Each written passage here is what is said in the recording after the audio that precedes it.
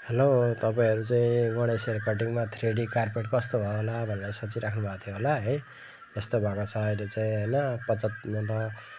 25% काम भएको छ होइन, 75% बाँकी छ। 3Dमा सेम भएको छ होइन, राम्रो क्वालिटीमा छ होइन। अगाडि गएर चाहिँ अलिकति बिग्रेको थियो अनि राति चाहिँ 10 बजिसकेको थियो होइन। खाना खानेलाई पनि ढिलो भइसकेको थियो। हाम्रो क्यामेराम्यान पनि सुतिसकेको थियो होइन। राति 10 बजिसकेको थियो नि त। अनि त्यही भएर क्यामेराम्यान पनि सुतिसकेको थियो। 10 बजिसकेको थियो अनि 10 बजीसम्म काम गरेर त्यसपछि हामी यता घरतिर लाग्यौँ। अनि अब 75% काम चाहिँ अब भोलिबाट फेरि स्टार्ट हुन्छ होला। ल 2-4 दिन त लाग्ने नै रहेछ। यो सानो सानो काम छ होइन।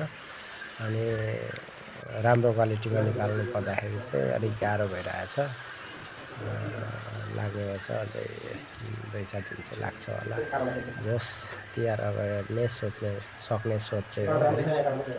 के हुन्छ भन्ने कुरो चाहिँ अब यसै भन्न सकिँदैन, तर क्वालिटी चाहिँ राम्रो क्वालिटीको सोचे भन्दा नि राम्रो निक्ल्यो होइन। त्यसैमा खुसी छौँ। त्यति नै हो है। धन्यवाद सबैहरू।